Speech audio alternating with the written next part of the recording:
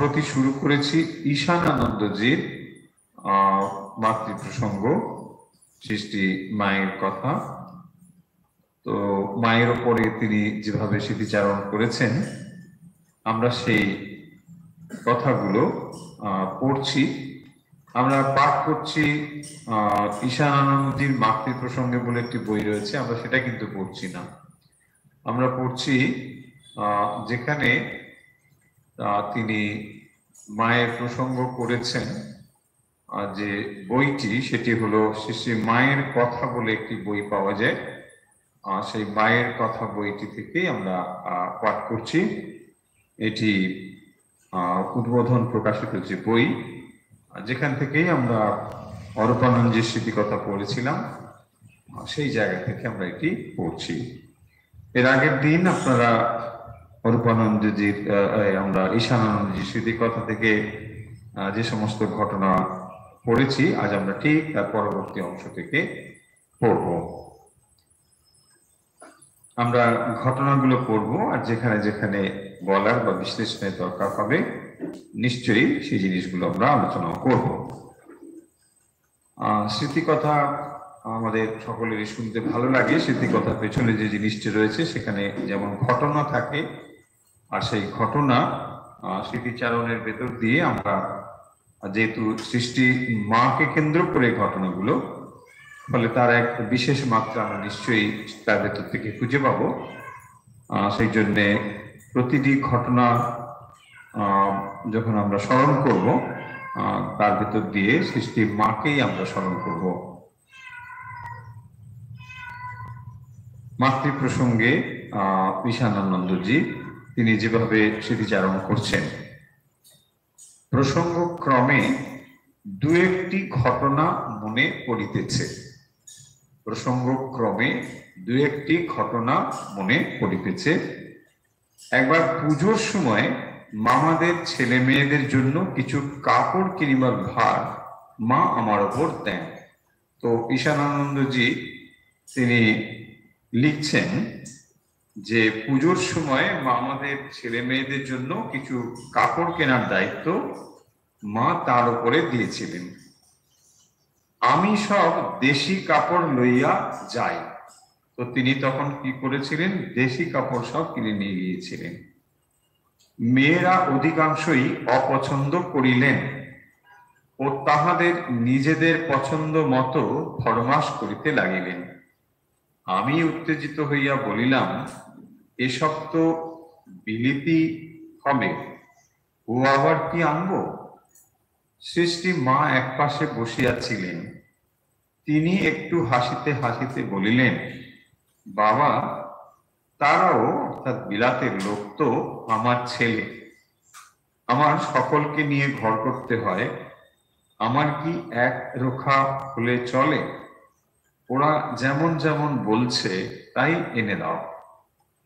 পরে দেখিতাম কাহারও জন্য কোনো বিলাতি দ্রব্য আনাইতে হইলে মা আমাকে না বলিয়া অপরকে দিয়া আনাইতেন।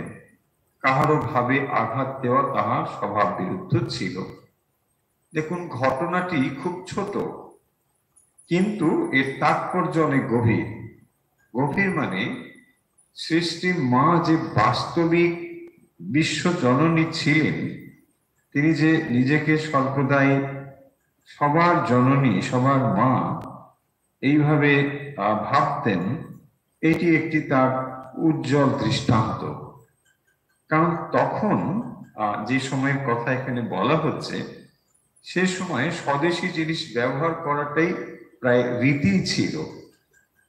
কারণ দেশে উৎপন্ন হচ্ছে যে সমস্ত জিনিস, সেগুলোই ব্যবহার করা হবে, আর বিদেশি জিনিস বর্জন করা হবে। ফলে এইরকম যখন একটি অবস্থা চলছিল, সেই সময়েই মা বলেছিলেন মামার ছেলে মেয়েদের জন্য কিছু জামা কাপড় কিনতে।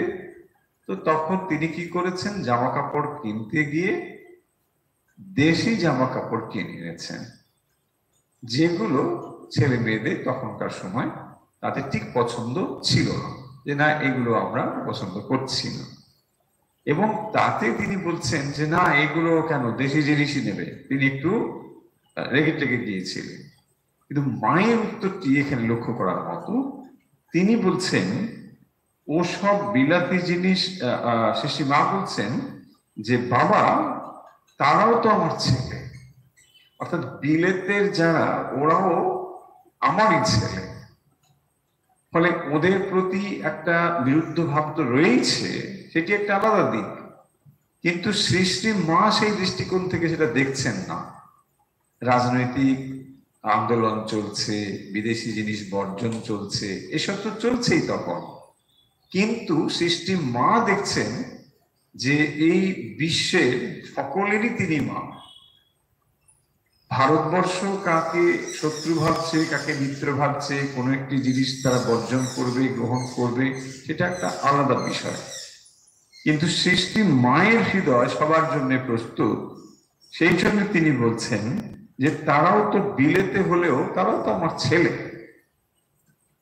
আর আমার সকলকে নিয়ে ঘর করতে হয়। তার মানে ওরা আলাদা বলে কিছু নয়, ওরাও আমার ছেলে। আবার বলছেন এক রোকা হলে চলে, ওরা যেমন যেমন বলছে তাই এনে দাও। তো ছেলে মেয়েরা যেমন যেমন পছন্দ করছেন, অর্থাৎ বিলেতি জিনিস যেগুলো দেখতে ভাইটা সুন্দর, চাকচিক্য রয়েছে, ফলে ওগুলো নিয়ে আসো। বলছেন হ্যাঁ ওটাই নিয়ে আসো। ছোট্ট ঘটনা, কিন্তু এই ঘটনার ভেতরে মায়ের যে একটি প্রসারিত হৃদয় রয়েছে এটি কিন্তু খুব স্পষ্টভাবে বোঝা যায়। তিনি যে বিশ্ব জননী কেবল মুখে বলেন তা নয়, তিনি এটা কাজেও আমরা তার প্রতিফলন দেখতে পাই।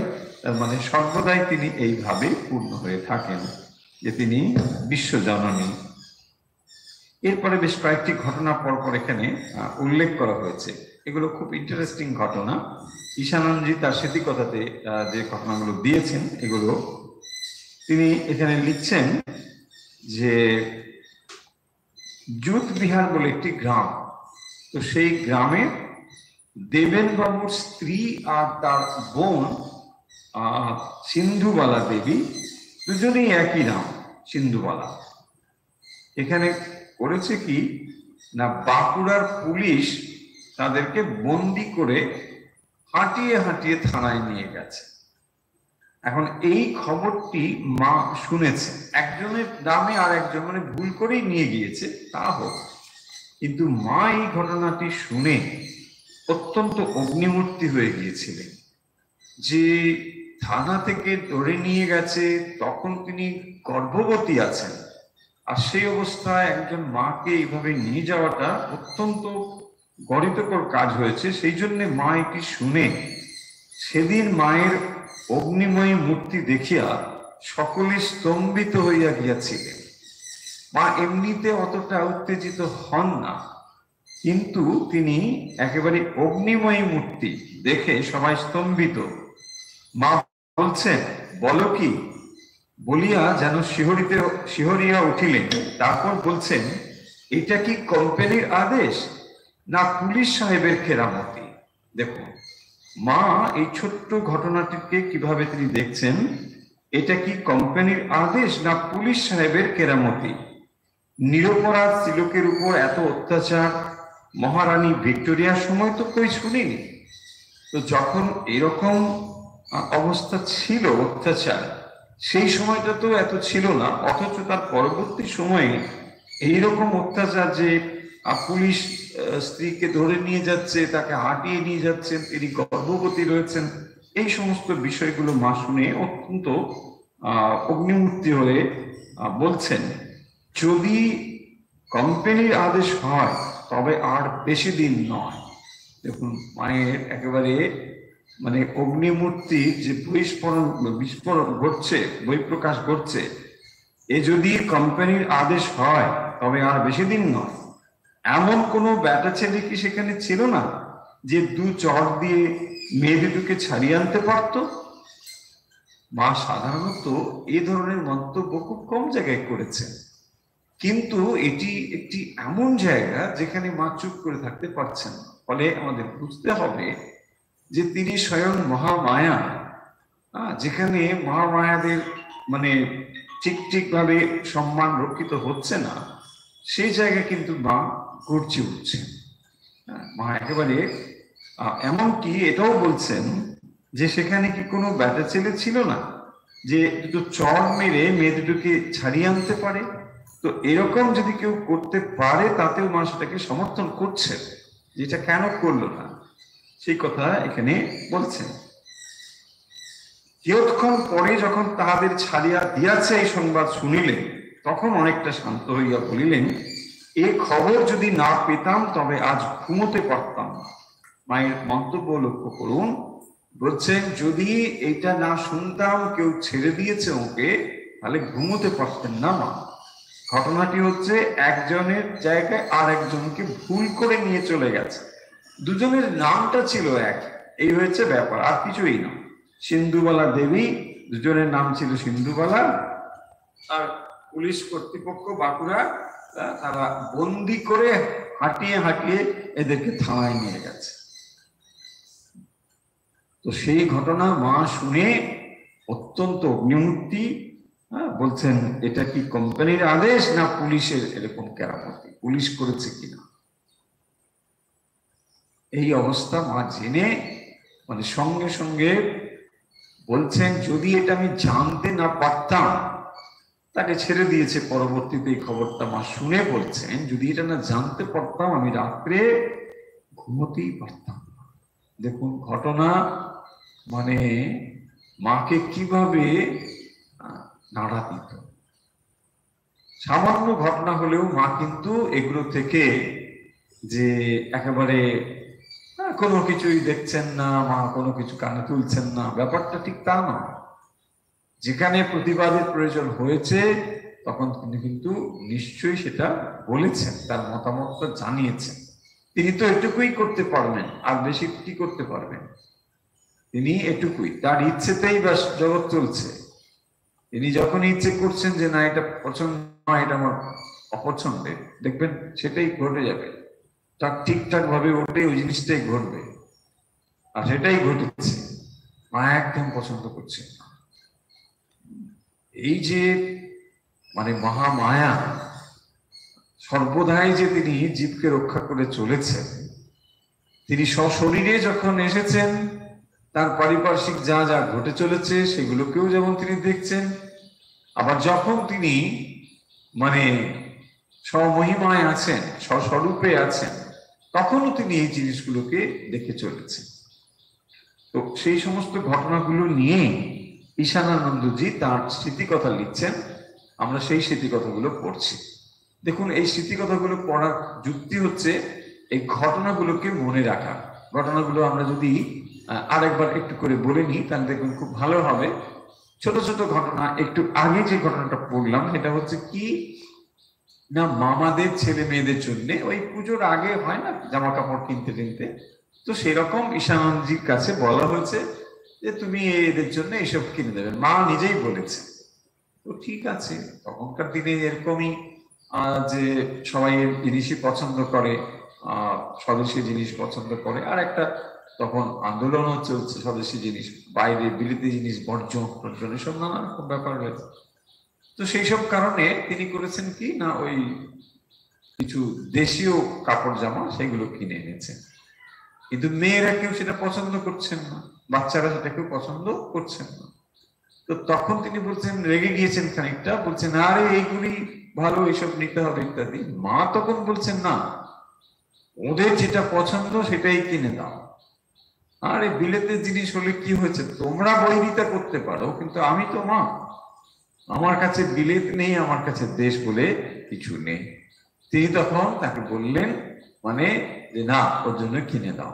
আর পরবর্তীতে যখন দরকার হতো কোনো কিছু কিনতে এই ধরনের, তখন তাকে বলতেন না। তাহলে এক দেখুন মা সব দিকটা ঠিক রাখলেন, এর ভাবটাকেও নষ্ট হতে দিলেন না। কারণ একে যদি আবার পরবর্তী সময়ে এই কাজটি করতে দেওয়া হতো, তিনি এটা মন খুলে করতে পারতেন না। সেই জন্য মা জানেন বলেই ওকে আর সেই কাজটা দেওয়া হলো না, ওর ভাবের আঘাত লাগবে, তাই জন্য অন্য কাউকে দিয়ে মা এই কাজটা করাতেন। আর ওদের যেহেতু পছন্দ ছিল ছেলে মেয়েদের দেশীয় কাপড় নয়, একটু বিলেতি কাপড় তারা পছন্দ করেন, সেই জন্য তাদের পছন্দ মতন তিনি এটা করে দিলেন। আর দ্বিতীয় যে ঘটনাটি তিনি উল্লেখ করেছেন সেটি হলো ইন্দুবালা দেবী। এই ইন্দুবালা দেবী হচ্ছেন জুতবিহার বলে একটি গ্রাম, এবং সেই গ্রামের দেবেন বাবুর স্ত্রী আর ভগিনী, এই দুজনের নাম হচ্ছে সিন্ধুবালা দেবী। তো সেই সিন্ধুবালা দেবী দুজনের যেহেতু নাম, হ্যাঁ, দুজনের একই নাম, তো পুলিশ করেছে কি, ভুল করে এদেরকে ধরে নিয়ে যাচ্ছে। আর তাদের মধ্যে একজন গর্ভবতী ছিলেন। মা এই ঘটনা পরে শুনেছেন, হ্যাঁ, যে এরকম ধরে নিয়ে গেছে, মুক্ত, হ্যাঁ ধরে নিয়ে গেছে, হাঁটিয়ে হাঁটিয়ে নিয়ে গেছে। মা একদম ভীষণ রেগে গেছে, রেগে বলছে, আরে ভিক্টোরিয়া আমলেও তো এরকম হয়নি, মানে এত অত্যাচার যে একজন মহিলা, তিনি মানে গর্ভবতী মা, তাকে এভাবে নিয়ে যাচ্ছেন, এটা তো মানে অত্যন্ত গণিত করবে। সেইটি মা খুব রেগে গেছে, একেবারে অগ্নিমূর্তি বলছেন, দুটো বেটা ছেলে কেউ ছিল না, দুটো চট কষিয়ে ছাড়িয়ে আনবে। দেখুন মা কিভাবে এটাকে করছে। তারপরে মা শুনলেন যে মানে ছেড়ে দিয়েছিল। বলছেন এই কথা যদি না শুনতে পেতাম তাহলে আমি ঘুমোতে পারতাম। মানে মা ওইটা সবসময় মানে চিন্তা করত, এটা মাকে বিচলিত করত। দেখুন মহামায়া সামান্য কিছুতে বিচলিত হন না। মাকে আমরা এত স্থির ধীর দেখতে পাচ্ছি, কোন অবস্থাতেই মা অস্থির হচ্ছেন না, বিচলিত হচ্ছেন। কিন্তু এইগুলো হচ্ছে বিশেষ ক্ষেত্র যেখানে মহামায়া স্বয়ং বিচলিত হচ্ছেন।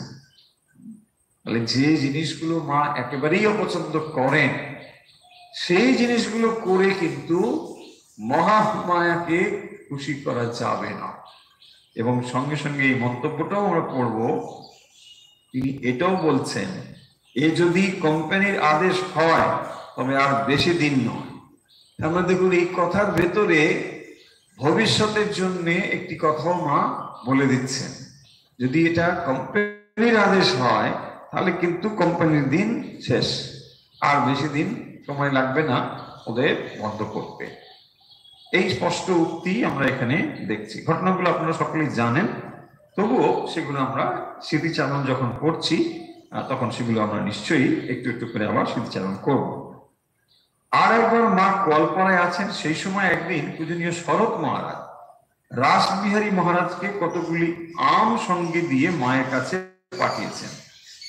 তিনি পৌঁছিবার পর একটু পরে প্রবোধবাবু মাকে প্রণাম করিতে আসিয়াছেন। কুশল প্রশ্নাদির পর মা জিজ্ঞাসা করিলেন, হ্যাঁ গো, যুদ্ধের কি খবর? কি লোক ক্ষয়টাই না হলো, কি মানুষ মারা কলই না বার করেছে, আজকাল কত রকম যন্ত্রপাতি, টেলিগ্রাম ইত্যাদি। এই দেখো না, রাসবিহারী কাল কলকাতা থেকে রওনা হয়ে আজ এখানে পৌঁছে গেল। আমরা তখন কত হেঁটে কত কষ্ট করে দক্ষিণেশ্বরে গেছি।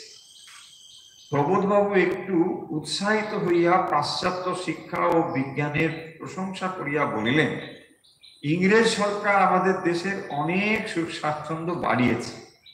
মা সব কথায় সায় দিতে দিতে শেষে বলিলেন, কিন্তু বাবা, ওই সব সুবিধে হলেও আমাদের দেশে অন্ন বস্ত্রের অভাব বড়ই বেড়েছে, আগে এত অন্ন কষ্ট ছিল। দেখুন ছোট্ট ছোট্ট ঘটনাগুলো ভারী সুন্দর, যে এখানে বলা হচ্ছে যে রাসবিহারী মহারাজ কলকাতা থেকে খুব দ্রুত পৌঁছে গেছেন ওখানে। বলছেন হ্যাঁ, এখন গাড়ি ঘোড়া হয়েছে, যাওয়ার সুবিধা হয়েছে, টেলিগ্রাম হয়েছে ইত্যাদি, এইসব হয়েছে। তো তখন বলছেন যে আমরা কিন্তু তখন অনেক কষ্ট করে কলকাতা যেতে হতো বা আসতে হতো, এগুলো সব অনেক কঠিন ব্যাপার ছিল। তার আগে ওই যুদ্ধের খবর এসেছে, বলছেন এখন যুদ্ধের কি অনেক মানুষজন মারা টারা গিয়েছে, এইসব কথাগুলো এখানে এসেছে। তারপরে প্রবোধবাবু বলছেন যে পাশ্চাত্য শিক্ষা বিজ্ঞানের প্রশংসা করিয়া বলেছেন, ইংরেজ সরকার আমাদের দেশের অনেক সুখ স্বাচ্ছন্দ্য বাড়িয়েছে। মা কিন্তু এটা শুনলেন, মানে পাশ্চাত্য শিক্ষা, ইংরেজ সরকার আমাদের দেশের অনেক ভালো করেছে, সুখ স্বাচ্ছন্দ্য করেছে। অনেকেই এটা বলেন, এটা মানে বিচার্য বিষয় থাকবে, এটা অত এরকম নয়। কিন্তু মা এই কথাটি শুনে সঙ্গে সঙ্গে যেটি বলেছেন সেটি লক্ষ্য করার। তিনি বলছেন যে কিন্তু বাবা, ওইসব সুবিধা হলেও আমাদের দেশে অন্ন বস্ত্রের অভাব বড় বেড়েছে। আগে এত অন্ন কষ্ট ছিল না, যে মানুষের, সাধারণ মানুষের বিশেষ করে যে অন্ন কষ্টের অভাবটা হয়েছে, বেড়েছে, এটি মা সঙ্গে সঙ্গে বলছেন। যে ইংরেজ আমাদের দেশে এসে অনেক সুখ স্বাচ্ছন্দ্য বেড়েছে, ঠিক অনেক সুখ স্বাচ্ছন্দ্য বেড়েছে। তখন মানুষ অনেক রকম যন্ত্রপাতি ব্যবহার করা শিখছে পাশ্চাত্য থেকে নিয়ে, এগুলো ঠিকই। কিন্তু পাশাপাশি তখনও ভারতবর্ষ, বিশেষ করে বাংলাতে খাদ্য যে স্বনির্ভর, এই অবস্থা তখনও পর্যন্ত হয়নি। তখন সেই জন্যে খুবই খাদ্য সংকট ছিল, দুর্ভিক্ষ টির্ভিক্ষ এগুলো তখনকার সময় ছিলই। তো মানে অত খাদ্য ছিল না, কিন্তু জয়রামবাটির অবস্থা মোটামুটি ভালো ছিল। মা ওখানে থাকতেন বলে জয়রামবাটিতে কিন্তু মানে অন্ন কষ্ট খুব একটা ছিল বলে আমাদের মনে হয় না, কারণ ওখানে এরকম উল্লেখই রয়েছে যে তখন কিন্তু বেশ ভালো চাষ টাস হতো। কিন্তু অন্যত্র তো নিশ্চয়ই হতো, তখন অনেক অভাব প্রভাব ছিল। সেই কথাগুলি মা এখানে বলছেন। তারপরে যে বিষয়টি এসেছে, কলকাতা যাওয়ার পথে মা গোয়ালপাড়া আশ্রমে ঠাকুর প্রতিষ্ঠা করিলেন। আচ্ছা, এবারে তাহলে আমরা তিনটে মোটামুটি ছোট ছোট ঘটনা এখানে উল্লেখ দেখতে পেলাম। আসলে এই যে স্মৃতি কথাগুলো আমরা আগেও বলেছি একবার, যে স্মৃতি কথাগুলো মানে এই নয় যে এখানে পুরো ঘটনাগুলো থাকবে। এটা যেহেতু তিনি তার মতো করে যেগুলো যেগুলো দেখেছেন, শুনেছেন, সেগুলোকে উল্লেখ করেছেন, ফলে তার এই দায়ভারটা নেই। তিনি স্মৃতি কথা বলছেন যে কি আপনার মায়ের জীবনী, সম্পূর্ণ জীবনী সম্বন্ধে ধারণা করতে হবে, বা তিনি এরকম সম্পূর্ণ জীবনী ধারণা দেবেন, এরকম দায়ভার তার নেই। ফলে তিনি কি করেন? স্মৃতিচারণ করেন। স্মৃতিচারণ করেন মানে যে কোনো একটি ঘটনা তিনি যেগুলো যেগুলো প্রত্যক্ষ করেছেন সেগুলোকে তিনি উল্লেখ করেন।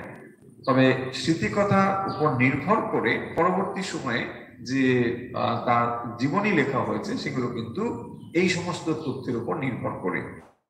আপনারা যারা সৃষ্টি মায়ের মানে জীবনী গম্ভীরানন্দজি মহারাজের বই পড়েছেন, তারা জানবেন যে এই সমস্ত তথ্য কিন্তু সেখানে রয়েছে। সেই তথ্যগুলো এখান থেকেই নেওয়া, এটা কিন্তু তোর আগের বই, ফলে সেখান থেকে নিয়ে ওইটি করা হয়েছে। এই স্মৃতিকথাগুলো সেখানে কাজে লেগেছে। মহারাজ এগুলোকে সুন্দর সুন্দর করে নির্দিষ্ট জায়গাতে ব্যবহার করেছেন। কলকাতা যাওয়ার পথে মা গোয়ালপাড়া আশ্রমে ঠাকুর প্রতিষ্ঠা করিলেন। নিজ হাতে ঠাকুরের ও নিজের ফটো দুইখানি বসাইয়া বিশেষ পূজা করিলেন ও কিশোর দাদাকে দিয়া হোম ও অন্যান্য ক্রিয়া করাইলেন। আমরা এই প্রসঙ্গ আগেও বলেছি যে গোয়ালপাড়াতে সৃষ্টির মা মানে ঠাকুরের পট এবং নিজের পট বসিয়েছিলেন, নিজে একেবারে প্রতিষ্ঠা করেছেন সেখানে। তো করে রীতিমতো যেমন বিশেষ পুজো হয়, সেই বিশেষ পুজোর আয়োজনও করে অন্যান্য ক্রিয়া মানে হোম টোম আদি সব করা হয়েছে। মধ্যাহ্নে মা হাঁটিয়া কেদার বাবুর মায়ের সঙ্গে তাদের বাড়িতে একটু বেড়াইতে গিয়াছে। বেশ, মা কেদার বাবুর বাড়ি হইতে ফিরিয়া আসিবার সময় অন্য পথে মহারাজ তাহাকে পালকিতে উঠিতে বলায় তিনি একটু বিরক্ত হইয়া উহাতে চলিলেন। আশ্রমে আসিয়া মা তাকে খুব ভর্ৎসনা করিয়া বলিলেন, এ আমাদের পাড়াগাঁ, গোয়ালপাড়া হলো আমার বৈঠকখানা। এটা একেবারে মানে প্রবাদ বাক্যর মতন হয়ে গিয়েছে এই কথাটি। গোয়ালপাড়া হলো আমার বৈঠকখানা, এই কথাটি মা এই প্রসঙ্গে এখানে বলেছিলেন।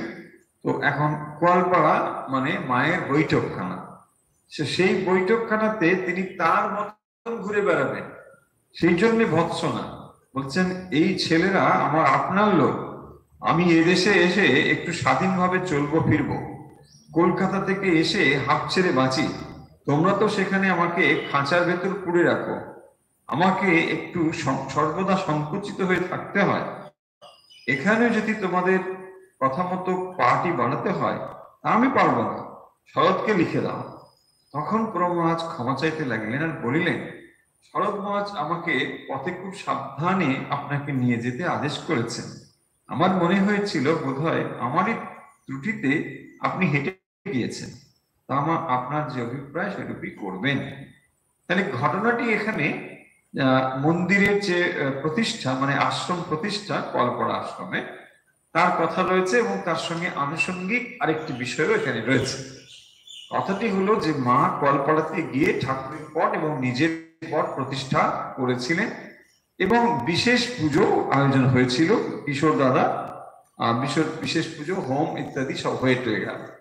এসব হয়ে টয়ে যাওয়ার পরে মা বিকেলে হেঁটে কেদারবাবুর বাড়িতে গিয়েছিলেন তার মায়ের সঙ্গে, এখানে গেলেন। তো সেখানে যখন গিয়েছেন, তো তারপরে যখন মানে ফিরবেন, তখন কি করেছেন না, পালকি পাঠিয়ে দিয়েছেন আশ্রমে ফিরিয়ে। তাকে বলছেন যে পালকিতে উঠে তাকে আসতে হবে। তো এই বিষয়ে তিনি বলছেন যে এখানে এইসব এত কিছু করার দরকার নেই, এটা আমার নিজের জায়গা, কলপাড়া হলো আমার বৈঠকখানা। তো মায়ের বৈঠকখানা হলো কলপাড়া, বলে এখানে আর তোমাদের মতো ওই রকম নিয়ম কানুন করে আমাকে বেঁধে রেখো না। আর কলকাতায় গেলে কি হয় না, তোমাদের ওই ঘেরাটোপের মধ্যে থাকতে থাকতে হ্যাঁ আমার আরো সব ভালো লাগে, বলে এখানে এইসব তোমরা করো না। তো তখন যিনি এটি করেছেন, তো তিনি বলছেন যে মা, শরৎ মহারাজ আমাকে এই দায়িত্ব দিয়েছিলেন, তো আমি ভেবেছিলাম যে এটাতেই তোমার সুবিধে হবে। তোমার যদি মনে হয় যে এতে তোমার অসুবিধে হচ্ছে, তাহলে দরকার নেই, তুমি যেটাই মনে করো সেটাই করবে, আমাকে ক্ষমা করে। এই ঘটনা। তাহলে আমরা বুঝতে পারছি ছোট্ট ছোট্ট ঘটনা, যে যেখানে এগুলোর খুব বিস্তারিত ব্যাখ্যার কিছু নেই, আপনারা ঘটনাগুলো শুনলে বুঝতে পারবেন। শুধু ঘটনাগুলো হচ্ছে কোয়ালপাড়া আশ্রমে মন্দির প্রতিষ্ঠা বা আশ্রম প্রতিষ্ঠার জন্য সৃষ্টি মা, যেখানে স্বয়ং ঠাকুরকে বসিয়েছিলেন, নিজের পট পুজো হয়েছিল। তো সেই পুজো টুজো, বিশেষ পুজো, হোম টোম ইত্যাদি হয়ে যাওয়ার পরে মা গিয়েছেন পাশে একটু কেদার বাবুর বাড়িতে, মায়ের ডেকেছেন চলো ওখানে যা, গিয়েছেন এরকম। তো এখানে এরা করেছে কি না, পালকি টালকি নিয়ে মাকে আবার নিয়ে যাচ্ছেন, করছিলেন। এই জিনিসটি মা অতটা পছন্দ করছিলেন, যে এখানে আমি এসেছি যখন আমার মতন থাকবো, আর যখন কলকাতায় যাই তখন মানে একটা ঘেরাটোপের মধ্যে থাকতে হয়, সেটা আমার অত পছন্দ না, এইভাবে মা বলেছেন। আর যেটি বলেছেন সেটি হলো কোয়ালপাড়া হলো আমার বৈঠকখানা। প্রভু মহারাজের কথা মতো ঠিক হইল সন্ধ্যা 6টার পূর্বে আমাদের খাবার আমরা প্রস্তুত করিয়া সঙ্গে দেব। আচ্ছা, তো কথা যেমন হয়েছে সেই অনুযায়ী তিনি করবেন, কিন্তু অনেক চেষ্টা করেও আমরা সময় মতো শেষ করতে পারিতেছি না দেখিয়া তিনি রাগ করতে লাগছে। কেন, তাকে দায়িত্ব দিয়েছি তুমি মাকে এইসব করে টোরে ঠিকঠাক মতন নিয়ে আসবে। তো সে যখন মানে মহারাজ যখন ওইসব দায়িত্ব দেখছেন করছেন, তখন একটু বিরক্ত হচ্ছেন, টাইমে হচ্ছে না, সব ঠিকঠাক মতন হচ্ছে না, সময় মতন হচ্ছে না, এখন দেরি হয়ে যাচ্ছে। এই জন্য রাজেন দাদা বলিলেন, বেশ, আপনার সময় মতো এদের নিয়ে আপনি রওনা হন, আমরা খাবার তৈরি করে যতদূর হোক মাথায় করে আপনাদের পৌঁছে দিয়ে আসবো।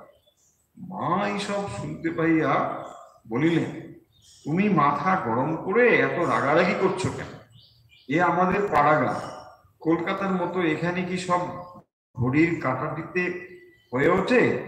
দেখছো সকাল থেকে ছেলেরা কি খাটাই খাচ্ছে, তুমি যাই বলো না কেন এখান থেকে না খেয়ে যাওয়া হবে না। তো ওরা ভাবছে রওনা করে দাও, ঠিকঠাক সময় খাবার দাবার গুলো পরে পাঠিয়ে টাঠিয়ে দেওয়া হবে ইত্যাদি। বলছে না, ওইসব হবে না, আমাকে পেয়ে দিয়ে যাবো, তুমি এত রাগারাগি করো না আর এত বিরক্ত হয়ে না, তুমি যাই বলো না কেন এখান থেকে না খেয়ে যাওয়া হবে না। শেষে রাত্রি 8টা আন্দাজ আহারাদি করিয়া 8খানি গরুর গাড়িতে সকলে বিষ্ণুপুর অভিমুখে যাত্রা করিলেন। ওখান থেকে বিষ্ণুপুরে মানে যাচ্ছে, রাত 8টার সময় খেয়ে দিয়ে গরু গাড়িতে করে। সেই ঘটনা এখানে, ঘটনা ছোট ছোট ঘটনা আমরা আগেই বললাম, কিন্তু এইভাবে মাকে আমরা নানা মানে অবস্থার মধ্যে দেখতে পাচ্ছি। এই ঘটনাগুলো এটাই হচ্ছে মজা বা আনন্দের, যে যেখানে মাকে আমরা বিভিন্ন পরিবেশের মধ্যে পাচ্ছি। এবং তার রিয়াকশন গুলো জানতে পাচ্ছি, যে মা ওখানে গিয়ে কিরকম কিরকম থাকছেন। আবার এখানে দেখুন সব যখন চলে টাইমে চলে, সবকিছু চলছে এখানে, কিন্তু ওখানে বলছে না ওসব টাইমে টাইমে তো তোমাদের মতন রাখো, এখানে ঠিক আছে সব খেয়ে দিয়ে 8টার সময় যাচ্ছেন, গিয়ে মা ঠিক মতন ওখানে বিষ্ণুপুরে আবার চলে গেল।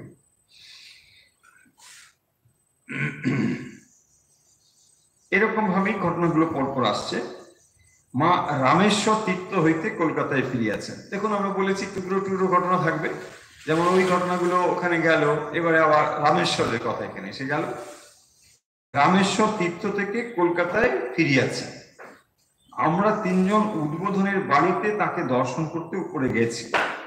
আমরা প্রণাম করিয়া বসিলে গোয়ালপাড় আশ্রমে জয়রামবাটি সকলের কুশল জিজ্ঞাসার পর মা কেদারবাবুকে বলিলেন, তুমি আসবে শুনে তোমাদের আশ্রমের জন্য 2খানি রামেশ্বরের ফটো রেখেছি।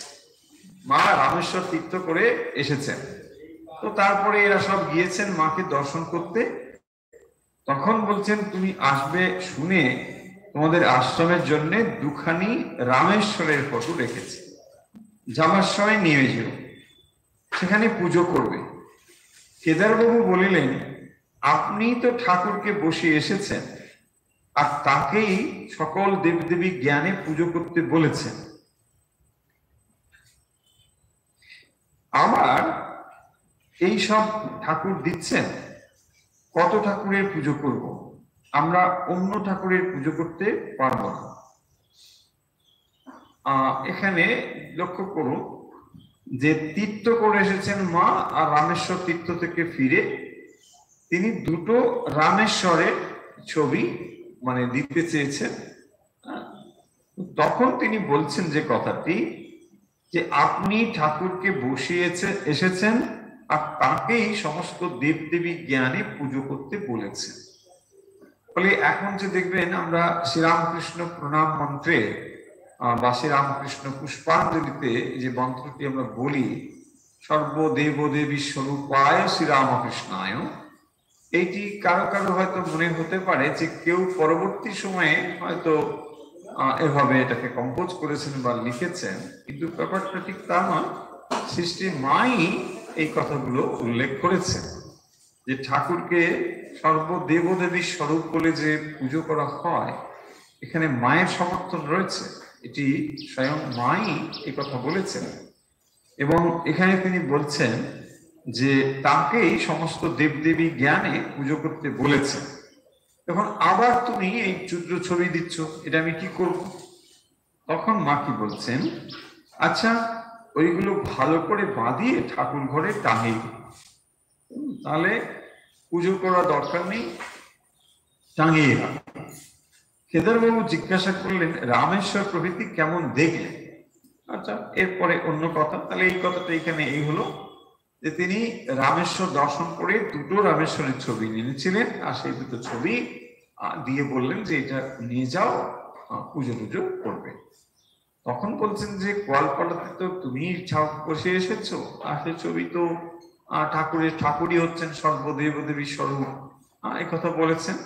তো তখন বলছেন যে ঠিক আছে, তাহলে এটা মানে এমনি করে রেখে দাও, ভালো করে বাঁধিয়ে রেখে দাও, পুজো করবার আর ওরকম দরকার নেই, রেখে দাও। তো 2টোর মধ্যে অনেকে ভক্তরাও কনফিউজড হন, অনেক সময় প্রশ্নও করেন যে তীর্থ যখন যাই বা কেউ যখন তীর্থ করে আসেন, অনেকে ছবি নিয়ে আসেন, অনেকে হয়তো কোনো বাংলিঙ্গ টিঙ্গ এইসব নিয়ে আসেন, তো সেইগুলো আমরা কি করব? এই মায়ের উপদেশটি ফলো করলে হয়ে যাবে। মা কি করছেন দেখুন, মা বলছেন যে এটাকে বাঁধিয়ে অন্য কোথাও রাখো, তার মানে ঠাকুর ঘরে আর রাখার দরকার নেই, অন্য কোথাও রাখো, মানে ঠাকুরের সিংহাসনে না রাখলেই হলো। ঠাকুরের সিংহাসনে আপনি যা রেখেছেন ওটাই যথেষ্ট, তাকে আর বাড়িয়ে এটা বিরাট কিছু করবার দরকার নেই। অনেক সময় দেখবেন এটাই হয়ে যায়, আমি অন্য প্রসঙ্গে অন্য সময় আমরা বলেছি যে অনেকে নানা তীর্থ গিয়ে নানা রকম পট টট দিয়ে ঠাকুর ঘরটাকে এমন ভাবে সাজিয়ে রাখেন যে মানে ওই ঠাকুরের যদি সব পটগুলো একটু একটু করে মুছে একটা করে ফুল দিয়েও যদি মানে বসতে হয় আপনাকে, তাতেই দেখবেন আপনার অনেকটা সময় চলে যাবে। তো এত কিছু করবার পরে আপনার আর জব ধ্যানের সময়টাই হয়তো কমে যাবে। সেই কারণের জন্য এত কিছু করবার দরকার নেই। আর কথা হচ্ছে এই যে যদি আমার সত্যি সত্যি এই বিশ্বাসটুকু থাকে যে আমার ইষ্টই হচ্ছেন পরমেশ্বর, তো তাহলে আর এত সাজানোর মানে কি?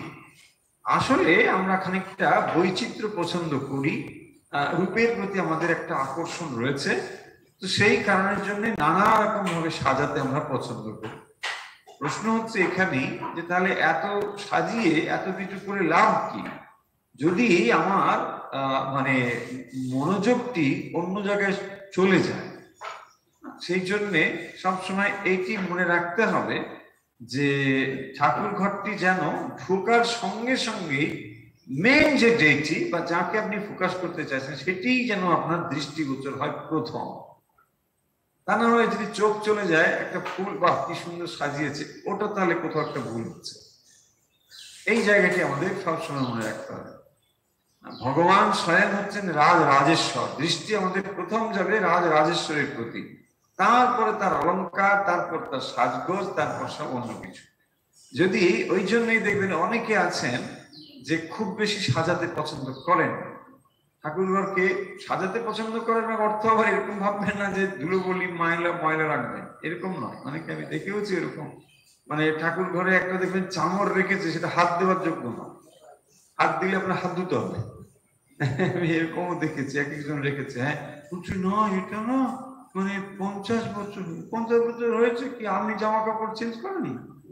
50 বছর আগে একটা কিনে এনেছে, ওইটা দিয়ে রোজ টিক টিক টিক টিক করে একটা করে, একটা ছোট্ট করে এরকম গিলাস রেখেছে, নিজে একটা পাথরের মানে ভালো সুন্দর দামি গ্লাসে জল খায় ঠাকুরের জন্য, সেইটা কোন রকম করে রেখে ওইখানে একটু করে বাস একটা করে টিং টিং করে, মানে সেই চামড়টা আপনি হাত দিতে পারবেন। এমন সব দেখেছি। সেই জন্যে এটা আবার এরকম অর্থ করবেন না। তো মনে বলে ঠিকই তো, বেশি সাজাতে হবে না, কোথায় হাত দিও না থাক। আবার এরকম আছে অনেকে আসন পর্যন্ত পরিষ্কার করে না। সেই দীক্ষা হয়েছে আজ 20 বছর আগে, 25 বছর আগে, সেই আসনটা এখন ব্যবহার করে যাচ্ছে। সেটা কালো হয়ে নোংরা হয়ে একেবারে বসাই যাবে না, এরকম হয়ে গেছে, ওটাই করে যাচ্ছে। কেন ধোয়া যাবে? আরে যাবে, ধুলে কি চলে যাবে? হ্যাঁ ওর মধ্যে কিছুই ব্রহ্মজ্ঞান লুকিয়ে নেই, ধুলেই যে সব ব্রহ্মজ্ঞান বেরিয়ে গেল, ব্রহ্মজ্ঞান ধোয়া হয়ে গেল, এরকম না। অনেকের এইসব ধারণা। ফলে ঠাকুর ঘর সাজাবেন, কিন্তু সবসময় মনে রাখতে হবে যে ঠাকুর ঘরে ঢুকে যেন যিনি প্রধান দেবী দেবী তার লক্ষ্য যেন আমার সবার সামনে আগে পড়ে। এইটা হচ্ছে কি, আর যদি না হয় তাহলে দেখবেন মন অন্য কোথাও ডাইভার্ট হয়ে যাচ্ছে। এটা ভালো করে মনে রাখতে হবে।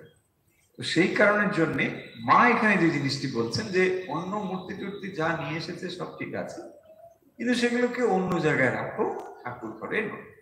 আর ঠাকুর ঘরে যদি নানা রকম ছবি রাখি, আমরা আগেও প্রসঙ্গ বহুবার বলেছি যে এতে আমাদের ফোকাসটাও নষ্ট হয়। যে মেন ডেটির প্রতি আমরা দেবদেবীর প্রতি আমরা মন স্থির করতে চাই, সেখানে অনেক বেশি থাকলে কোনটার প্রতি আমি ফোকাস করছি সেটাও একটু বিঘ্নিত হয়। ফলে এই জায়গাগুলো মনে রাখতে হবে। এই গেল। আর এই দেবদেবীর যে জ্ঞান, মানে সকল দেবদেবীর জ্ঞান, আর তাকেই সকল দেবদেবী জ্ঞানে পুজো করতে বলেছেন। তো সর্বদেব দেবী স্বরূপ শ্রী রামকৃষ্ণ, এটি সৃষ্টি মায়ের কিন্তু অভিমত। আচ্ছা যাই হোক, এবার দেখুন মা বলছেন, আচ্ছা এগুলো ভালো করে বাঁধিয়ে তো হয়ে গেল। কেদারবাবু জিজ্ঞাসা করছেন রামেশ্বর প্রভৃতি কেমন দেখলে? তো মা রামেশ্বর থেকে ফিরেছেন আর রামেশ্বরের ছবি এনেছেন, এসব দিয়েছেন। এবারে বলছেন যে মা রামেশ্বর কেমন দেখলেন? খুব স্বাভাবিক প্রশ্ন, যে তীর্থ থেকে ফিরে এসেছেন, তো তীর্থ দর্শন কেমন হয়েছে, এরকমই প্রশ্ন এসেছে। উত্তরটাও লক্ষ্য করা। মা বলছেন বাবা যেমনটি রেখে এসেছিলাম ঠিক তেমনটি আছে। হ্যাঁ যেমনটি রেখে এসেছিলাম তেমনটি আছে। কাকে রেখে এসেছিলেন? রামেশ্বর। তো রামেশ্বরকে মা যেমন রেখেছেন তেমন আছে। শুনে একটু স্তম্ভিত হওয়ারই কথা। আর ওখানে ছিলেন গোলাপ মা। তো তখন ওদিকে যাচ্ছিলেন, তিনি বলছেন, কি বললে মা?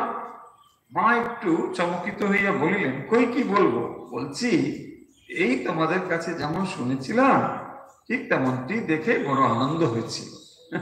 মা কথা একটু পরিবর্তন করে নিচ্ছে।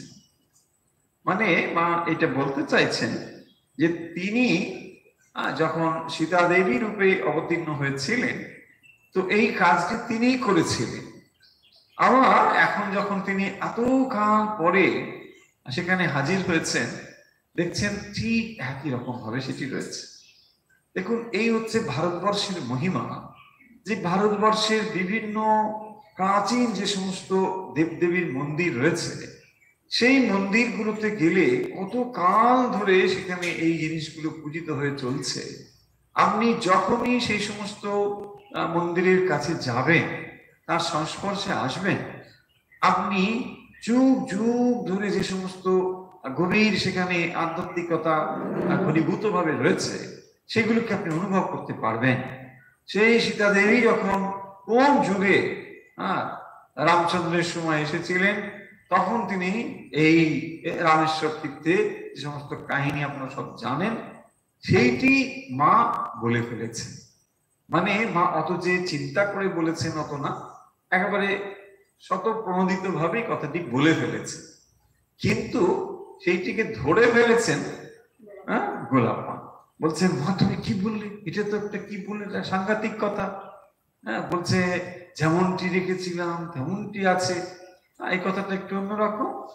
সেই জন্য মা কথাটাকে একটু ঘুরিয়ে নিচ্ছেন। দেখুন, এই মায়ের হচ্ছে এইরকম, সবসময় তাকে এইভাবেই চলতে হয়, অর্থাৎ তাকে একটা আড়াল সবসময় তৈরি করতে হয়। যে স্বরূপটি তার রয়েছে, সে স্বরূপটি হলো কি না, তিনি বৈকুণ্ঠের লক্ষ্মী। তো এই বৈকুণ্ঠের লক্ষ্মী স্বয়ং ভগবতী, তিনি যখন মানুষের জন্য এসেছেন, সর্বদা তাকে একটা আড়াল দিতে হয়, মানে তার স্বরূপটাকে যেন ঢেকে ফেলতে হয়। এবং সেই জন্যে তিনি সন্তানের কাছে তার ওই যে স্বরূপ, এটিকে কিছুতেই বর্ণনা করতে চান না। সেই জন্য তিনি চান যে না, যে কথাটা বলে ফেললাম ওটাকে তিনি আবার একটু অন্যভাবে বলে দিচ্ছেন এইভাবে যে না না, তা কেন হবে, আমি যেমন যেমন তোমাদের থেকে শুনেছিলাম, তো তেমনটা দেখে বড় আনন্দ হলো, এই কথাটা বলছি। গোলাপ মা বলছেন, না মা, আমি সব শুনেছি, এখন আর কথা ফেরালে হবে কি, হেমন্ত কেদার, এই কথা বলতে বলতে তিনি সেখান থেকে চলে গেলেন। যোগেন মা প্রভৃতিকে সব বলতে লাগলেন। যোগেন মা সবাইকে বললো, দেখো মা একটা কথা বলে ফেলেছেন। মা মানে অসতর্ক ভাবে একটা কথা বলে ফেলেছেন। কি কথা বলে ফেলেছেন? এই কথার ভেতর দিয়ে মা তার স্বরূপকেও প্রকাশিত করে ফেলেছেন। তো তিনি যে রামচন্দ্রের সময় সীতা দেবী রূপে অবতীর্ণ হয়েছিলেন, এই কথার ভেতরে সেটিও কিন্তু হলো। রামেশ্বর দর্শন করতে গিয়েছেন, রামেশ্বর দর্শন করে মা ফিরেছেন। রামেশ্বর তীর্থ কিরকম মা দর্শন করেছেন, এইটি জানতে চেয়েছেন। তাতে মা বলছেন, না যেমনটি রেখেছিলাম তেমনটি আছে। মানে যেমনটি রেখে এসেছিলাম তেমনটি আছেন, মানে সবাই একটু যোগের মা বিশেষ করে, গোলাপ মা বিশেষ করে কথাটি তুলে ধরলেন। তখনই মা কথাটাকে ঘুরিয়ে দিচ্ছেন, কিন্তু বলছেন, দেখো কেদার, মা তার স্বরূপটা কিন্তু এখানে বলে ফেলেছেন। মা নিজের সম্বন্ধে যেখানে যেখানে বলেছেন খুব ইঙ্গিতপূর্ণ ভাবে, তার মধ্যে এটি একটি জায়গা যেখানে মায়ের স্বরূপ সম্বন্ধে আমরা বুঝতে পারি। যে রামেশ্বর দর্শনের পরে ফিরে এসে মা বলছেন, যেমনটি রেখেছিলাম তেমনটি হয়েছে। কত কাল চলে গিয়েছে, কত সময় চলে গিয়েছে, হাজার হাজার বছর অতিবাহিত হয়ে গিয়েছে, কত কত সময় চলে গেছে, সব শেষ হয়ে গেছে। কিন্তু ভারতবর্ষের দেখুন বিভিন্ন প্রান্তে যে সমস্ত প্রাচীন মন্দিরগুলো রয়েছে, এই প্রাচীন মন্দিরগুলোই ভারতবর্ষের ঘনীভূত আধ্যাত্মিকতাকে এখনো বহন করে চলেছে।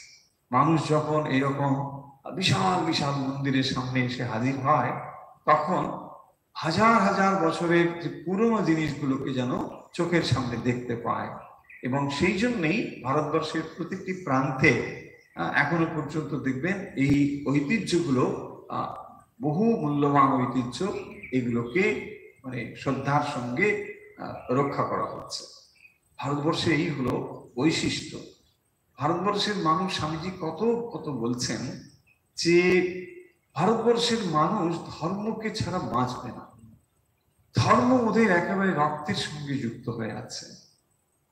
ভারতবর্ষের উন্নয়ন যতই হোক, যত ভারতবর্ষের উন্নতি হোক, ধর্মকে বাদ দিয়ে ভারতবর্ষ ভাবতেই পারবে না।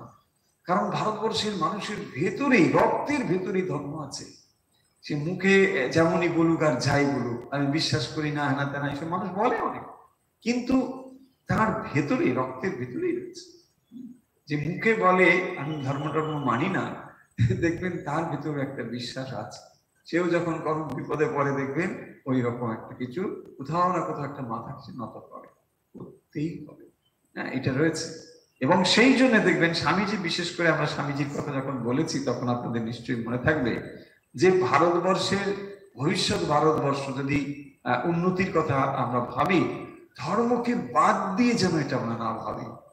এখানেই আমাদের কোথাও কোথাও ভুল হয়ে যায়।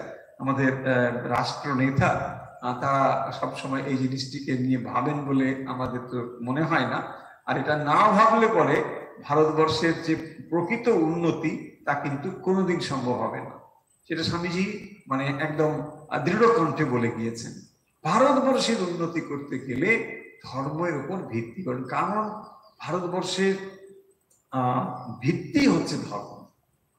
সেই জন্য দেখবেন স্বামীজি ভারী সুন্দর একটি উপমা ব্যবহার করেছেন। বলছেন যে গঙ্গা যে গঙ্গোত্রী থেকে প্রবাহিত হয়ে নদীতে মানে সমুদ্রে এসে মিলেছে, বলছেন যদি এটাকে বিপরীতমুখী করা যায় কোনোদিন, একেবারে মোহনা থেকে আমরা নিয়ে উৎস মুখে গঙ্গাকে নিয়ে যাব, বলছেন বিজ্ঞান যদি কোনোভাবে এটাকে করতে কখনো পারে, অসম্ভব যদি সম্ভব হয়, তবুও বলছে ভারতবর্ষের মানুষের মন থেকে ধর্মকে মুছে ফেলতে পারবে না।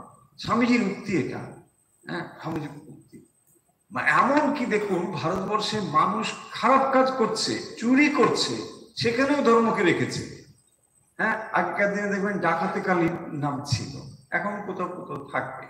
ডাকাতে কালী ডাকাতি করতে যাচ্ছে, কাজটা মোটেই ভালো কাজ নয়, তবুও সেখানে ধর্মকে ধরে রাখবে। এত বিশ্বাস যে কালী ঠাকুরের পুজো করে যদি যায় তাহলে মা আমায় রক্ষা করবে। দেখুন মা তো সবারই মা, ডাকাতেরও মা। তো মা এখন বিপদে পড়ে, ঠিক আছে কি করা যায়? হ্যাঁ, গৃহস্থকে বলে সামনে থাকো, চোরকে বলে বাবা ঠিকঠাক করে যাও। দেখো মা তো উভয়েরই আছেন, তাই না? তাকে কি করবে? ও তো পুজো টুজো দিয়ে গেছে, মা দেখিস আমার ছানাপোনা সব খাবে, কি করা যাবে?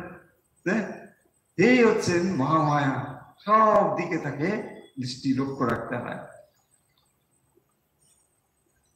রামেশ্বর তীর্থের পরে মা বলছেন যে ওই রামেশ্বরের কথা হচ্ছে, রামেশ্বর তীর্থ যখন দর্শনে মা গিয়েছেন, শশী আমাকে সোনার 108টি বেলপাতা দিয়ে রামেশ্বরের পুজো করালো। মা যখন রামেশ্বর তীর্থ গিয়েছিলেন, আপনারা জানেন যে তখন এটা বিস্তারিতভাবে বর্ণনা মায়ের জীবনীতে রয়েছে। মা নিজের মুখে এই কথাগুলো বলছেন। শশী মানে রামকৃষ্ণানন্দজি, যিনি ম্যাড্রাসে ছিলেন, চেন্নাই মঠে। আমাকে সোনার 108টি বেলপাতা দিয়ে রামেশ্বরের পুজো করালে। রামনদের রাজা আমি এখানে এসেছি শুনে তার দেওয়ানকে হুকুম দিলেন মন্দিরের রত্নাগার খুলে আমাকে দেখা। তো সেখানে খবর গিয়েছে স্বামী বিবেকানন্দের গুরুপত্নী, ফলে এটা বিরাট সম্মানের জায়গা। আর স্বামীজি অলরেডি ওখানে মানে খুবই সম্মানের জায়গায় রয়েছেন। তো তখন তারা কি করেছেন না, মাকে বিশেষভাবে দর্শন কিভাবে হবে এসব করেছেন। দর্শন পুজো টুজো হয়ে যাওয়ার পরে সেখানে রত্নাগার খুলে দেওয়া হয়েছে। বলছেন না, বিশেষ অতিথি যখন এসেছেন তো ঠিক আছে, মাকে রাজকোষ রত্নাগার সেটি দেখানো হবে। ভালো, তো মাকে খুলে দেখানো হবে। আর যদি কোনো জিনিস পছন্দ হয় মাকে সেটা উপহার হিসেবে দেবে। রামনাথ রাজা এই বলে রত্নাগারটি খুলে দিয়েছে। রত্নাগার খুলে দিয়েছেন, বলছেন আর কি বলবো, কিছু ঠিক করতে না পেরে বললাম হ্যাঁ আমার আর কি প্রয়োজন, আমাদের যা কিছু দরকার সব খুশি ব্যবস্থা করে দিয়েছে। এত সব দামি জিনিসপত্র দেখে মা বলছেন যে আমার এসব কিছু দরকার নেই, আমার কিছুই দরকার নেই, শশী আমার সব ব্যবস্থা করে দিয়েছে। দেখুন কিরকম মানে সম্পূর্ণভাবে নির্লোভ অবস্থা হলে এই কথাটা হতে পারে যে যা উনি বলবেন সেই মুহূর্তে ওনাকে সেটা উপহার হিসেবে দেবে এবং অত্যন্ত আনন্দের সঙ্গে দেবে, শ্রদ্ধার সঙ্গে দেবে। কিন্তু মা বলছেন না না এসব লাগবে না, শশী আমার সব ব্যবস্থা করে দিয়েছে। তারপরে আবার তারা ক্ষুণ্ণ হবে ভেবে, আচ্ছা রাধুর যদি কিছু দরকার হয় নেবে ক্ষণ, হ্যাঁ বলছে না ঠিক আছে আমার তো কিছু লাগবে না, সঙ্গে রাধু আছে, দেখা যাক ও যদি কিছু নেয় নেবে, কারণ নাহলে কিছুই না নিলে পরে ওরা একটু মনক্ষুণ্ণ হতে পারে। রাধুকে বললাম দেখ তোর যদি কিছু দরকার হয় নিতে পারিস। তারপর যখন হীরা জহরতের জিনিস সব দেখছি তখন কেবলই আমার বুক দূর দূর করছে। তো রাধুকে বলেছে রাধু তুমি দেখো, আর রাধু এখন যদি কিছু বলে ফেলে এটা চাই ওটা চাই সেটা চাই বলতেও পারে, তখন একটু সম্মানের ব্যাপার আছে, সেই জায়গাটির জন্যে মায়ের বুক দূর দূর করছে। ঠাকুরের কাছে আকুল হয়ে প্রার্থনা করছি, ঠাকুর রাধুর যেন কোনো বাসনা না জাগে। হ্যাঁ মহামায়া দেখুন কিভাবে কোন দিকে সর্বদা অ্যালার্ট আছেন, রক্ষা করছেন। রাধুকে পাঠাচ্ছেন তুমি দেখো, আবার ঠাকুরের কাছে প্রার্থনা করছেন যে রাধুর মনে যেন এই সময় কোনো বাসনা না ওঠে। আর রাধু কি বলছেন, না এসব আর কি নেবো, ও আমার চাইনি, আমার লেখবার পেন্সিলটা হারিয়ে গেছে, একটা পেন্সিল কিনে দাও। দেখুন কি অবস্থা, মহামায়া প্রার্থনা করলে হ্যাঁ বিষয় বাসনা মুহূর্তে শেষ হয়ে যাবে। যেই তিনি ঠাকুরের কাছে একবার বলে দিয়েছেন রাধুর মনের সমস্ত রকম বাসনা সেই মুহূর্তে শেষ, বলছে না আমার এইসব কিছু লাগবে না। অথচ দেখুন ওই হিরে জহরত ওখানে কত দামি দামি সব জিনিস, রাধুর এগুলোর প্রতি তো লোভ ছিল। হ্যাঁ এগুলো তো তিনি পরবর্তী সময় আমরা যখন দেখবো যে এগুলো নিয়ে তো সব হয়েছে, অনেক কাণ্ড আছে, কিন্তু এই জিনিসগুলো তখন তার মনে একেবারে উঠলো না। বলছে না আমারটা পেন্সিল হারিয়ে গেছে, সামান্য একটা জিনিস, তুচ্ছ একটা জিনিস, সেটাই তখন তার মনে উঠলো। আমি একথা শুনে হাঁপ ছেড়ে বাইরে এসে রাস্তায় দোকান থেকে 2 পয়সার একটা পেন্সিল কিনে দিলাম। দেখুন তাহলে মহামায়া তার কৃপাতে বাসনা সম্পূর্ণভাবে চলে গেল। তাহলে এখানে রামেশ্বরের ঘটনাটি আমরা আরেকবার রিক্যাপ করে নিই, যে ছোট্ট ছোট্ট যে কাহিনীগুলো এখানে উল্লেখ করেছেন স্মৃতিকার মানে সুন্দরভাবে রামেশ্বরের কথা বলেছেন। মা তখন রামেশ্বর থেকে ফিরেছেন, আর ঈশানানন্দজি আরো 2 জন তারা মিলে গিয়েছেন মাকে দর্শন করতে, মানে এসেছেন এখানে। তো যখন দর্শন করেছেন মা তখন দর্শন করে বলছেন যে ঠিক আছে রামেশ্বর থেকে ফিরে এলাম, রামেশ্বরে 2টো পট নিয়ে এসেছি, তোমরা নিয়ে যাও, এটা পুজো টুজো করবে রাখবে। তখনই বলছেন কলপাড়া থেকে এসেছেন, ফলে কলপাড়াতে মা অলরেডি ঠাকুরের ছবি আর নিজের ছবি বসিয়ে পুজো টুজো করেছেন, প্রতিষ্ঠা করে এসেছেন যে এখানে নিত্য পুজো টুজো হবে। তখন মা যখন বললেন যে না এটা দুটো পুজো করবে এগুলো নিয়ে যাও, তখন বলছেন যে না এই মা তুমি তো বলেছিলে ঠাকুরই সর্বদেবদেবী স্বরূপ, আমার এই ছবি টবি ওখানে রেখে পুজো করবো, তবে ঠিক আছে তাহলে কাজ করো, ভালো করে বাঁধিয়ে ওটাকে রেখে দেবে, পুজো করতে হবে না, এটা বললেন। তো এর দ্বারা আমরা এটা বুঝলাম যে নানা রকম ছবি দিয়ে মানে ঠাকুর ঘরটাকে যেন আমরা ভরিয়ে না ফেলি, তাতে কি হবে অনেক অসুবিধা হতে পারে। হ্যাঁ অনেকে এটা খুব প্র্যাকটিক্যাল একটা জিনিস, প্র্যাকটিক্যাল কেন, অনেকে দেখবেন তীর্থ নানা জায়গায় যায়, সেখান থেকে পট কত কিছু নিয়ে এসে সব ওই ঠাকুরের সিংহাসনে দিয়ে দেয়। তাতে একটা হয় যে ঠাকুর ঘরের ভেতরে আপনি ওইগুলোকে গোছাতে সাজাতে, আবার ফুল দেওয়ারও একটা ইচ্ছে থাকে, ওখানে একটু করে ফুল দিই, তাতেও খানিকটা সময় চলে যায়। আর সব থেকে সমস্যাটা হবে যখন বয়সটা অনেকটা বেড়ে যায়, তখন না এগুলোকে ফেলতে পারে না এগুলোকে রক্ষা করতে পারে। তো একটা ছোট্ট টিপস আপনাদের এই মুহূর্তে মনে পড়ছে বলে জানিয়ে দিই, সেটা হচ্ছে শরৎ মহাজের একটা টিপস আছে। শরৎ মহাজের টিপসটা হচ্ছে বাগবাজারে মানে ওইখানকারই ঘটনা। তো ওখানে ওইরকম মহারাজও খুব সৎ প্রকৃতির ছিলেন, শরৎ মহারাজ শারদানন্দজি। বাড়ার মানে বাগবাজারের ওই কাছাকাছি সমস্ত দেখবেন বিধবা মহিলা বুড়ি টুড়ি মায়েরা যারা সব ছিলেন মহারাজের কাছে এসে কথা বলে খুবই মানে তারা হৃদয়টা জোড়াতেন। হ্যাঁ, মহারাজের খুব শান্ত ভাবে এগুলো শুনতেন টুনতেন এইসব। তারা করতেন কি, কোথাও কে তীর্থে যাবে, একটা হয়তো শালগ্রাম ছিল বা কিছু রেখে গেছে, একটা পাথর ছিল, সব রেখে গেছে, মহারাজের কাছে সব জমা দিয়ে যেতেন। কেউ হয়তো পরে মারাই গিয়েছে আর নিয়ে যায়নি, মহারাজ কি করবেন, ওগুলোকে সব নিয়ে গিয়ে ঠাকুর ঘরে মানে রেখে দিতেন। ঠাকুর ঘরে আবার এখন এরকম হয়, অনেকে দেখবে আমি শুনেছি যে কোথাও তীর্থে তীর্থে গেলে এটা কারো কাছে রেখে যায়, মানে তুমি এটা সেবা করো, এতদিন পরে এসে নেবে, এরকমও হতো। মানে ওখানে শরৎ মহারাজের কাছে দিয়ে যেতেন, তিনি ওগুলোকে ওই পুজোর জায়গায় রেখে দিতেন, পুজো টুজো হবে। পরবর্তী সময়ে অনেক এরকম যখন জমে গেল, ব্রহ্মচারী পুজো করতে গিয়ে মানে খুবই মুশকিল, একটা করে ফুল দিতে গেলেও তো অনেক হবে না, ওখানে একটা সময় যাচ্ছে। মহারাজের টিপসটা যেটা বলবো সেটা হচ্ছে, মহারাজ কি করলেন, ছোট্ট একটা টিনের কৌটোর মধ্যে সবগুলোকে আস্তে আস্তে করে মানে ঢুকিয়ে দিলেন, দিয়ে বন্ধ করে বলছেন এইখানে একটা ফুল সবার জন্য দিয়ে। হ্যাঁ, নাহলে এত একটা করে দিতে গেলে অনেকটা সময় হয়ে যাবে।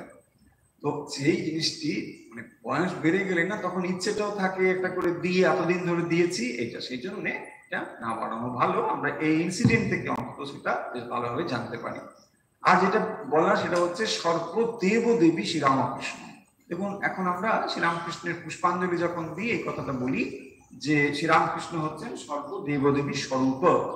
এই যে সর্বদেব দেবীর স্বরূপ, এই কথাটি মানে আমরা অনেক সময় ভাবতে পারি যে মন্ত্র যিনি করেছেন লিখেছেন তিনি হয়তো বোধহয় এটাকে একটা নিজের মতন করে লিখেছেন, মোটেই তা নয়। এটা কিন্তু সৃষ্টি মায়ের অ্যাপ্রুভ করা মন্ত্র। দেখুন এখানে তার ভাবটা আপনি বুঝতে পারছেন। আর তারপরে যে জিনিসটি রয়েছে ওই রামেশ্বর সম্বন্ধে বলছেন যে মা রামেশ্বরে কিরকম তুমি দেখলে টেগলে কি ইত্যাদি বলছেন, বাবা যেমন রেখেছিলাম হ্যাঁ সেরকমই আছে দেখছি। বলছি কি বাবা যেমন রেখেছিলে তেমন দেখছি, মানে বলে আপনার ধরে ফেলেছেন কথাটা? বলছেন কথাটা হচ্ছে যে দেখো মা তো তখন কথাটা ঘুরিয়ে দিলেন একটু, কিন্তু আসল কথাটা হচ্ছে মা রামচন্দ্র যখন এসেছিলেন ভগবান, তখন সীতা দেবী রূপে তিনি এসেছিলেন এবং এসে এই রামেশ্বরকে প্রতিষ্ঠা করেছিলেন। আপনারা সকলেই জানেন সেই বালু দিয়ে সেখানে পুজো করা হয়েছিল। হ্যাঁ, সেই যে কত কালের আগের কাহিনী, সেইটি মা বলছেন যে যেমন দেখেছিলাম ঠিক তেমন চলছে। দেখুন তাহলে তার ভেতরে সেই কোথায় আপনি রামচন্দ্রের সময় আর কখন কোথায় এখনকার সময়, তখন কত কিছু বদলে গেছে, ভারতবর্ষ সারা পৃথিবী, কত মানুষ জন্মেছে, কত মানুষ মারা গিয়েছে, কিন্তু এটি এখনো স্থির হয়ে আছে। এরকম ভারতবর্ষের বিভিন্ন প্রান্তে যদি যান দেখবেন এরকম পুরনো পুরনো সব স্মৃতি এখন রয়েছে। ফলে মা এটি কিন্তু বললেন এবং এর ভেতর দিয়ে এই কথাটি ভেতর দিয়ে মা তার স্বরূপকেও প্রকাশিত করেছেন। সত্য কথা, কিন্তু তার ভেতরে এটা আমরা পেয়ে যাব। তারপরে যে ঘটনাটি রয়েছে সেটিও খুব তাৎপর্যপূর্ণ, জীবনীতে এগুলো কিন্তু সব দেওয়া হয়েছে। এখানে যে ঘটনাটি মা বলছেন যে আমি যখন গিয়েছিলাম ওখানে মানে রামেশ্বর দর্শনে, শশী মানে রামকৃষ্ণানন্দজি তিনি সব ব্যবস্থা করে দিয়েছিলেন। তারপরে ওখানে দর্শন করে ওই 108 সোনার বেলপাতা দিয়ে তিনি পুজো করেছেন। তারপরে রাজা ওই রামনাদের রাজা তিনি মানে সম্মান দেখিয়ে কোষাগার দর্শনের জন্য মাকে এখানে নিয়ে গিয়েছিলেন।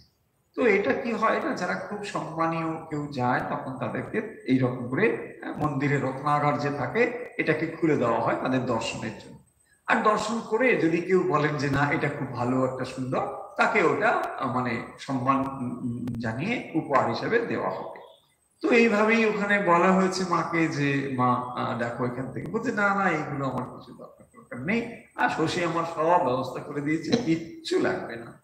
তারপরে বলছেন রাধুর যদি দরকার হয় দেবে। তো রাধুকে যখন তিনি বলছেন যে রাধু এখন কি করবে ঠিক নেই, ওরকম তো হয়তো এটা চাই ওটা চাই করে ফেলতে পারে, সেদিকে মা ঠাকুরের কাছে প্রার্থনা করছেন যে মা ঠাকুরের মানে রাধুর মনে যেন এই সময় কোনো বাসনা না ওঠে। তো দেখলাম যে রাধু কিন্তু বলছে না আমার ওসব কিছু লাগে না, আমার একটা পেন্সিল হারিয়ে গেছে, একটা পেন্সিল।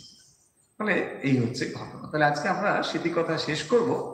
বেশ কিছু ঘটনা আমরা পরপর ধরে দেখলাম, টুকরো টুকরো ঘটনা যেগুলো আমরা জীবনীতে আমরা পাঠ করেছি। আপনারা হয়তো সেই ঘটনাগুলো সকলেই কম বেশি জানেন, কিন্তু স্মৃতিকথার ভেতরে যে মূল ব্যাপারটি আমাদের আকর্ষণের বস্তু তা হলো সৃষ্টির মাকে কেন্দ্র করে এই ঘটনাগুলো তখন কিন্তু আর সামান্য থাকে না, অসাধারণ হয়ে যায়, কারণ ঘটনাগুলোর ভেতরে সৃষ্টির মা সব জায়গাতেই রয়েছেন।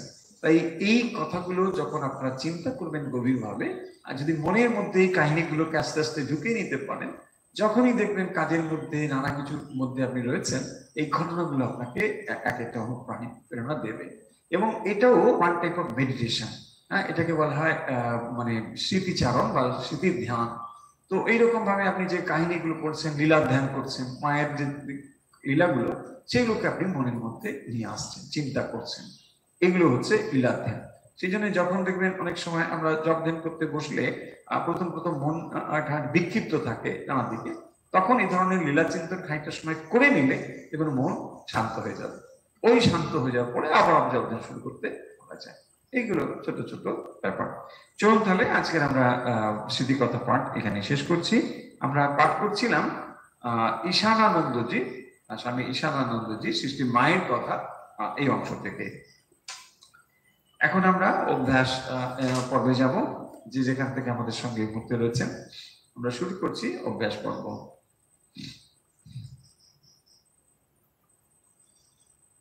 প্রথমে মেরুদণ্ড সোজা রেখে বসবো, বাম দিকে শ্বাস নেবো ও ধীরে ধীরে ডান দিকে শ্বাস ছাড়বো। শ্বাস নিন বাম দিকে ধীরে ধীরে ও শ্বাস ছেড়ে দিন ডান দিকে ধীরে ধীরে।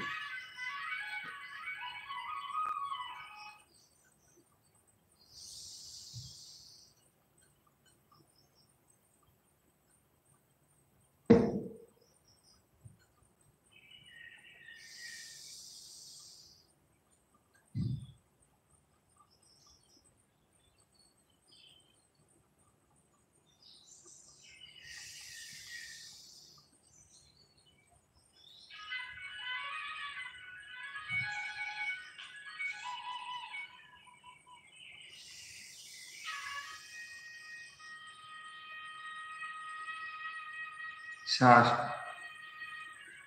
বাম দিকে নিন ও ডান দিকে ছেড়ে দিন।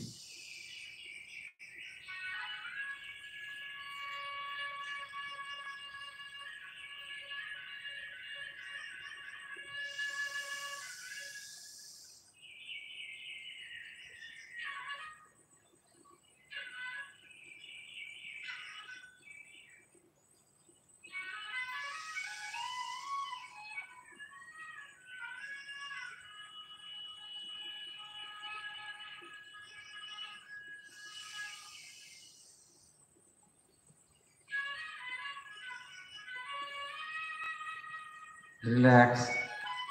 এবার ডান দিকে শ্বাস নিন ও বাম দিকে ছেড়ে দিন।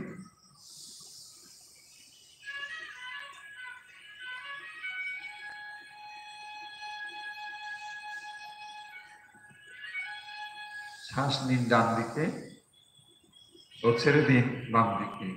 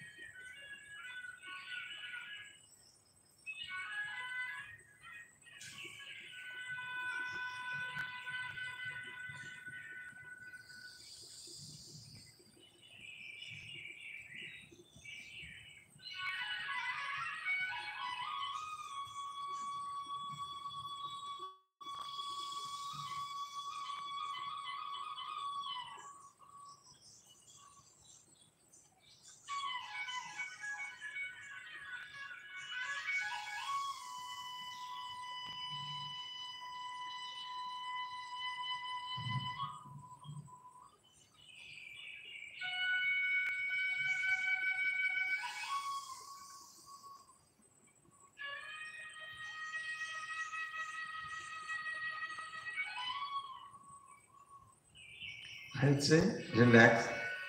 এবার নাক দিয়ে শ্বাস নেব এবং ধীরে ধীরে শ্বাস মুখ দিয়ে ছেড়ে দেবো। শ্বাস ভরে নিন নাক দিয়ে,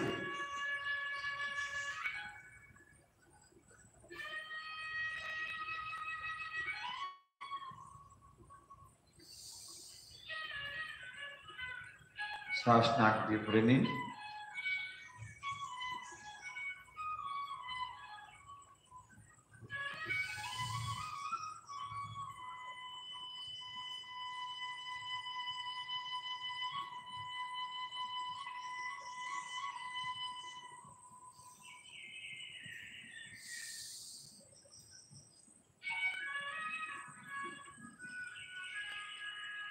শ্বাস করে নিন নাক দিয়ে, ধীরে ধীরে শ্বাস ছেড়ে দিন মুখ দিয়ে।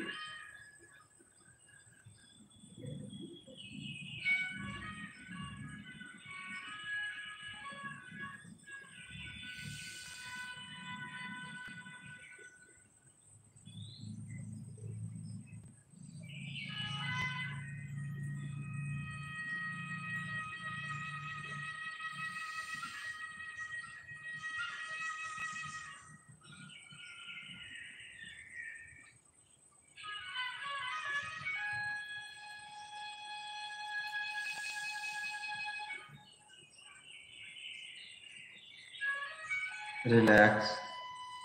এবার মেরুদণ্ড সোজা রেখে বসুন, হাত দুটো জ্ঞান মুদ্রা হাতের উপর রেখে দিন, চোখের পাতা বন্ধ করে দিন। একসঙ্গে ওঙ্কার উচ্চারণ করব, সমবেতভাবে ওঙ্কার।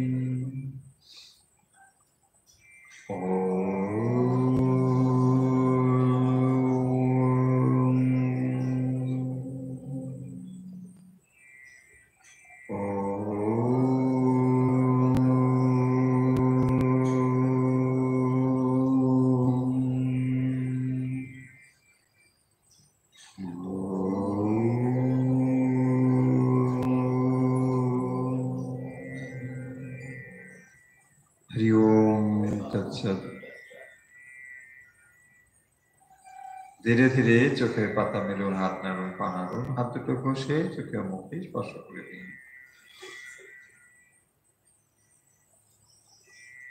আজকের মতো অনুধ্যান অভ্যাস এখানে শেষ হলো। এখন আমরা সমবেতভাবে সারদা সঙ্গীত অনন্ত রূপিণী এটি করব।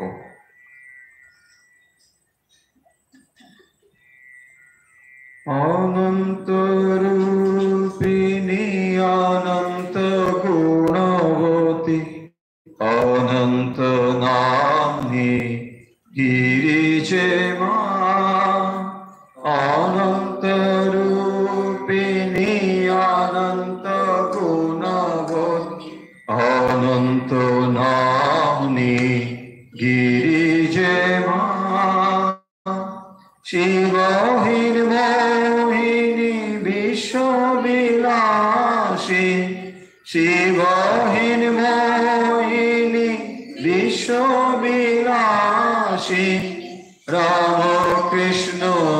জয়োদায়িনী মা অনন্ত রূপিণী অনন্ত গুণবতী অনন্ত নাম্নী গিরিজে মা জগৎ জননী ত্রিলোকপালিনী বিশ্ব সুবাসিনী শুভদে মা জগৎ জননী ত্রিলোকপালিনী বিশ্ব সুবাসিনী শুভদে মা দুর্গতি নাশিনী সম্মতি দায়ী দুর্গতি নাশিনী সম্মতি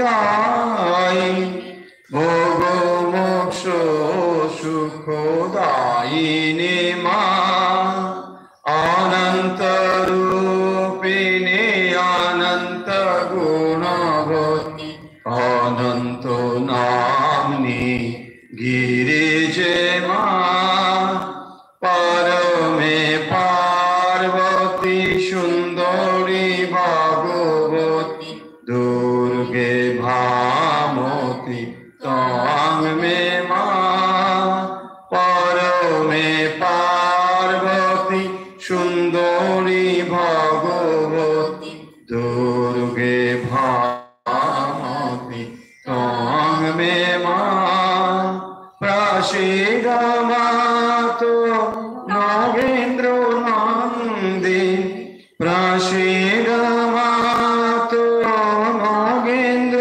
নন্দিনী চির সুখদায়িনী জয় মা অনন্ত রূপিণী অনন্ত নগতি অনন্ত নাম্নী গিরিজে মা অনন্ত রূপিণী অনন্ত গুণবতী অনন্ত নাম্নী গিরিজে মা। जय श्री गुरु महाराज जी की जय, महामाई की जय, स्वामी जी महाराज जी की जय, गंगा माई की।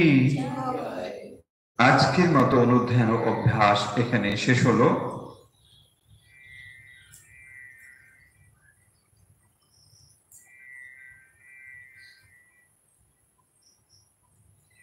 এখন সময় আজকের প্রশ্নের। আজকের প্রশ্ন হলো,